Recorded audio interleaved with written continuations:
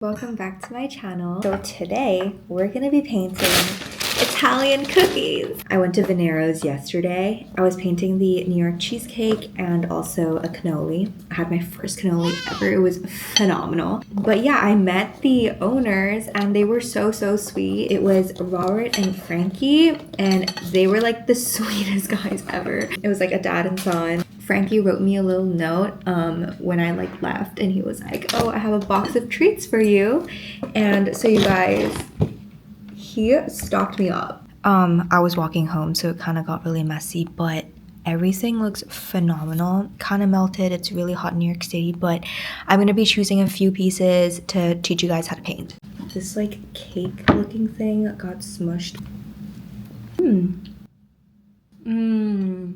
That's really good. This is the coconut. I think I'm gonna paint the coconut. I tried the rainbow cookie, paint that too. It's like a chocolate. This is like a tiramisu bite. This is biscotti. Sick. This is the one that I already put on the plate. This reminds me of childhood. We used to have something similar like this in Hong Kong bakeries. I'm gonna place that on here as well. I'm gonna wash my hands. I transferred it over to a little dish so it's nicer on the composition level. You can kind of see the biscuits a little clearer. I kind of like how it's just composed here. Obviously a bite mark because duh, that's like me. I'm messy. Just, it's a vibe. It's a vibe. Let's start. Okay, so first of all, we're gonna use our pencil and we're just gonna map out the whole entire plate. And we're just gonna do the biggest shapes first. After that, we're gonna start mapping out where we want to place our cookies on our plate. And don't worry, it can be messy. This is all gonna be erased later. Then we're gonna start doing a little bit more detail and shape to the plate. Mine has little curves, so I'm gonna be doing that. Now we're gonna do details into the cookies. The rainbow cookie has 3 layers, so we add that in. And then we add the jam parts to the jam cookies. I chose the plate to be a little bit on an angle, so just make sure about that. And then yeah, just doing the little coconut macaron as well. Now the outline is done, we're gonna use a fine liner. I got this new bag for my supplies and honestly, it's like the cutest thing ever. I just got it from Amazon. She's so cute. So this part we want to be more precise. I like to have my aesthetic to be more clean, so I just use one line. You can obviously do it however you like in your style and aesthetic, like sketchier ones, but yeah, this is me. Now we're going to use the eraser and we're just going to go ahead and erase everything. You don't want any pencil marks still there because it will just get onto your paint and we don't want that. We want crisp colors. This is all perfect now. She's a beautiful start. Now we're going ahead with the paint. Some water. Stay hydrated, kids. And you want a tissue just to dab off and clean your brush. So we have this on the side right here. This is the current setup. Paint, paper, brush. So we're going on with the first layer, and what we want is the first layer to be the lightest layer ever. So basically it's kind of more like a wash than a layer per se, because we're going to build the paint up slowly and we want to do this with every single color that we have on the piece of paper. So you also don't want to work wet on wet, which is wet paint next to wet paint, because it has a chance of smudging. So yeah, just be aware of that. So now I'm going in with the green of the rainbow cookie after I did all the reds, so then I don't have to wash my brush too many times. And then I'm doing the lightest bit of the chocolate. Now I'm going in with the second layer, and this is just a little bit darker than the first layer. First few layers you want to build it up slowly and let each layer dry. So you can create those crisp edges, especially because these are cookies and they're more dry in texture. You want there to be a clear definition of different layers. I'm taking the more orangey toned red and putting that onto the jam layer. As that dries, I'm also working back into the cookie layer with just the same color as just now, just a little bit less water, so then it's more darker than the first layer. The green that we have in the Italian cookie is a little bit more blue tone, so I'm adding a little bit of this lighter blue to it just to make it a little more cool. Okay, there's 2 types of red. The 2 cookies have a different type of red. Let me show you here. The reds are different sort of reds too. This is more of a deep red. So here I would be adding more of the darker red and some of the green as well to create that. Leave this one a little bit more brighter. And so for this one, it is more of the ratio of the lighter red than the darker red, and more water as well. Here I'm mixing the chocolate color, so it's just going to be dark blue and dark brown. I like mixing blue into my browns just because it creates more of a chocolate color than if you're mixing black.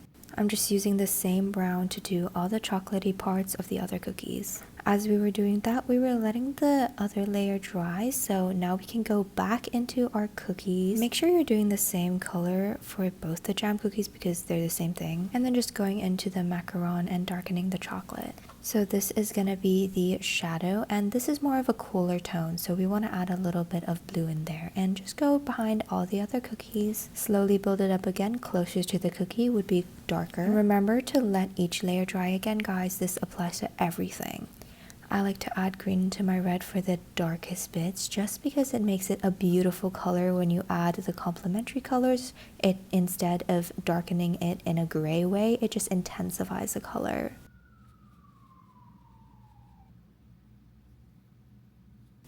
Mixing in blue into the brown again, but just with less water, so then we can intensify the darkness of the chocolate. And there's also layers in the rainbow cookie, so just remember to do that.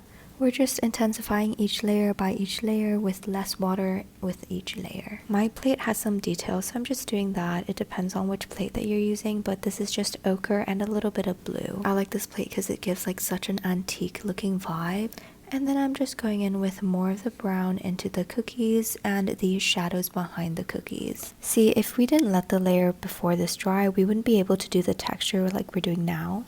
I'm adding in the colors very slowly, as you can see, because a lot can go a long way, and it's just annoying if you mix too much in at one time and then have to restart again. So this is for the plate details. I'm just doing little dots around the rim of the plate and then just working through all of that. Just adding more brown to the chocolate and to the backs of the cookies where it kind of meets the next cookie.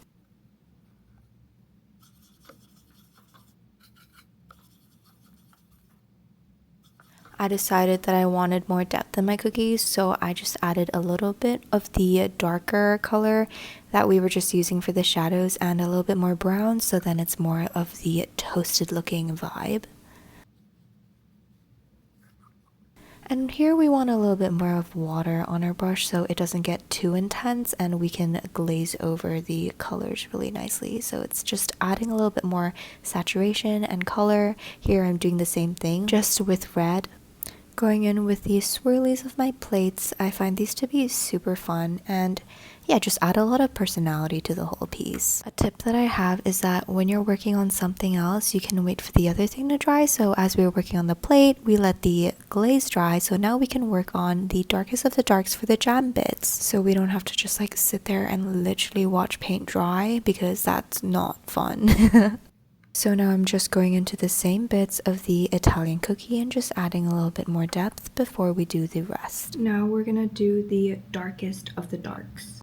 So this is when I add black to my colors, and this is literally just gonna be black, brown, and blue, and here's just adding a lot of depth to the painting. And seriously guys, use this super sparingly. Use it only on very, very specific bits because this is what makes things pop. So I added it to a little bit of the jam and behind the cookie. And then I diluted it that and just did a little bit more shadows onto the cookies. After adding all the darks, I realized that I wanted the shadows to go a little bit darker, so I'm just filling that back in again with the light blue and black. So yeah, we're just going behind every cookie and also underneath the plate, so it has a little three-dimensional feel to it. Blending it into the paper so it is more seamless. Now we're gonna go in the highlights, which is a whiteout that I like to use. If you're not familiar with using whiteout, definitely test it on another piece of paper because it can gush through. The point of the whiteout is basically just highlighting all the glossy bits, all the really, really light bits of where the light hits. And yeah, you don't want to overdo it. Same concept as the shadows. You want these to be accents. And then I'm going in with more details on the plates that I missed and just adding a little bit more saturation to some of the chocolate and some of the biscuit parts. Personally, I like writing the name of the food that I just drew and obviously signing it. I like going in again with my fine liner on some of the details that might have been lost throughout the process of painting because it's obviously layer on layer of water and paint. And yeah, that's how you paint Italian cookies. I hope you guys liked the video and I'll see you in the next one.